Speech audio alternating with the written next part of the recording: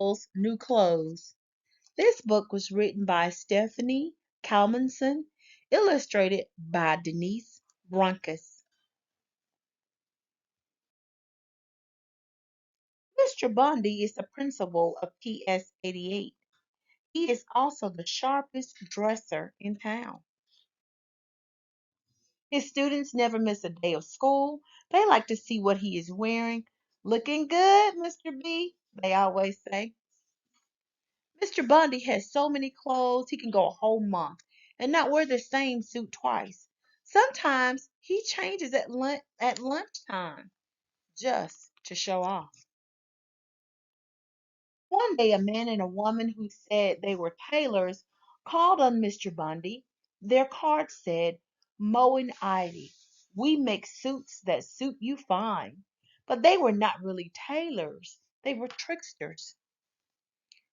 Tricksters are people who prey on others to get personal gain. They do a lot of tricks. That's what they're called, tricksters. Greetings, Mr. B, said Ivy. How would you like to buy an amazing, one of a kind suit? I have so many suits already, said Mr. Bundy. Ah, but this is no ordinary suit, said Mo. It has special powers. What do you mean? Asked Mr. Bundy. Mo looked to his left, he looked to his right, then he whispered in Mr. Bundy's ear. We make our clothes from special cloth. It is invisible to anyone who is no good at his job or just plain stupid. Really, said Mr. Bundy. Yes, said Ivy. Not only will you look great, but you can find out if anyone in your school is no good at his job or stupid. That is amazing, cried Mr. Bundy. Now, if you'll take off your jacket and lift up your arm, sir, said Ivy, grinning, we'll make your measurements. We will also take your money, mumbled Mo. The next day, Mo and Ivy set up a workshop in the gym. It was not long before the whole school heard about the amazing cloth and wanted to see it. Students asked to be excused to get a drink of water. They ran to the gym to peek. Teachers said they were going next door to borrow chalk. Then they ran to the gym too. But no one could see a thing. By the end of the week, Mr. Bundy began to wonder what his new clothes looked like. But he was a little worried. What if he could not see the cloth? So he sent his vice principal. Vice principal also is the same as an assistant principal. Mrs. Moore to have a look. She's Mrs. Moore, the vice principal. She's going to take a look. Mrs. Moore was smart and good at her job. She would have no trouble seeing the special claw. Mrs. Moore hurried to the gym. She knocked on the door, but Mr. Bundy sent me to see new clothes, she called over the noise of the whirring machines. A moment later, the door cracked, opened a crack, and Mrs. Moore slipped inside. What do you think? Asked Mo. Have you ever seen anything like it? Poor Mrs. Moore. She could not see a thing. Can it be that I'm stupid or unfit for my job? She wondered.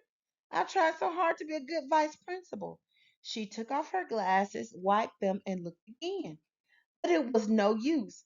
Mrs. Moore had to think fast. If she told the truth, she might get fired. It's beautiful, she said. I'm going to tell Mr. Bundy right now how much I like his new clothes. Your suit is great, Mrs. Moore told Mr. Bundy. I've never seen anything like it.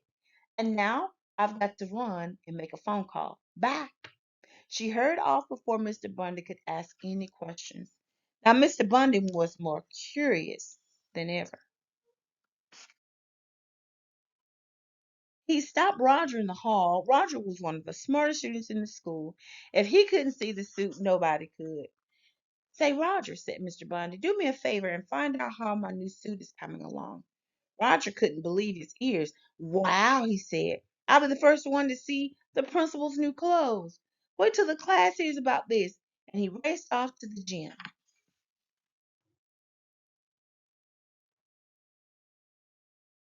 The door was still open, so Roger peeked inside. He could see Mo and Ivy at their sewing machines, hard at work, but he could not see the cloth. Oh no, Roger thought. If Mrs. Feeney finds out I can't see this cloth, she'll say I'm stupid. She failed me for sure. On the way back to his class, Roger poked his head into Mr. Bundy's office and super suit, he said. What does it look like? Asked Mr. Bundy. I can't stop now, Mr. B. Miss Feeney's giving a test, and I wouldn't want to miss it. Mr. Bundy couldn't stand it any longer. I'll have to go to see it for myself. He marched on the hall and walked to the gym. Mr. Bundy looked at the empty machines. He blinked once. He blinked twice. He began to tremble. How can this be? He wondered. Am I really no good at my job? Is there anything wrong? Asked Ivy. Oh no, said Mr. Bundy.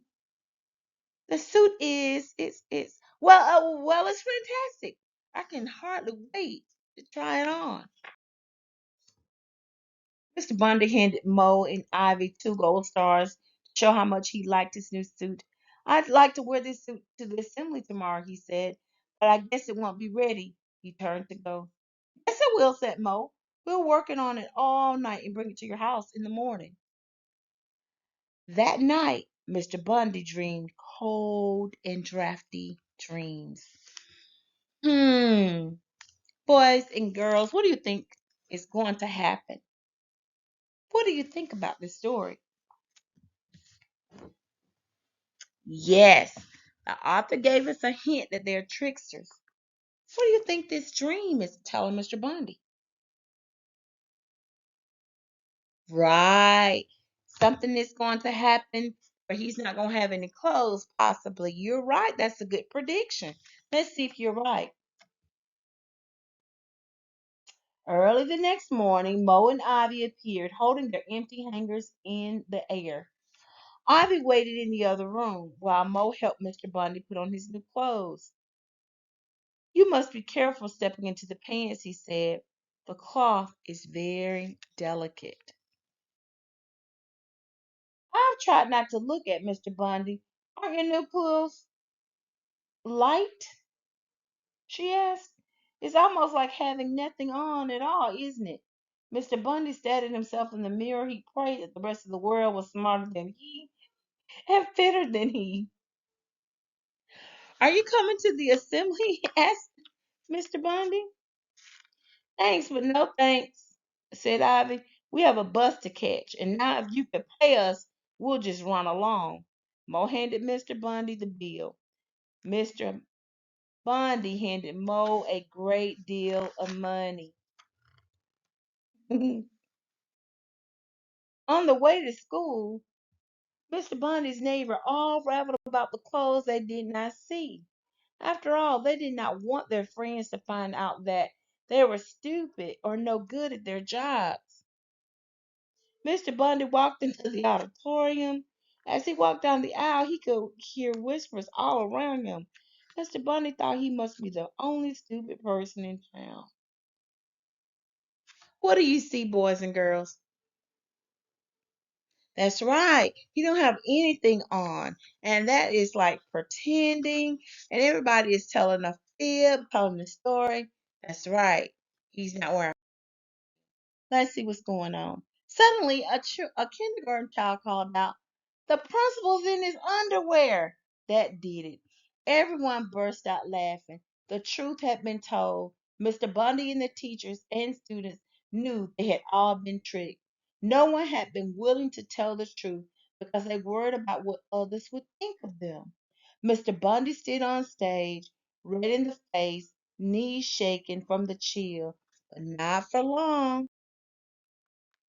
The kids and the teachers wanted to help Mr. Bundy. They began passing up sweatshirts, sweatpants, jackets, ties, and caps. Soon Mr. Bundy had a new suit. Looking good, Mr. B, called Roger from the back row. Mr. Bundy called the kindergarten child up onto the stage. He shook her hand and gave her a gold star. Thank you for telling the truth, Alice, he said.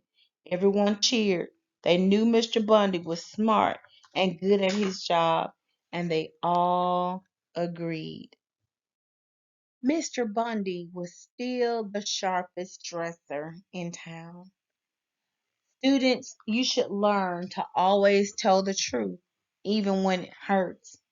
No one wants to walk around and be deceived or allow others to deceive them.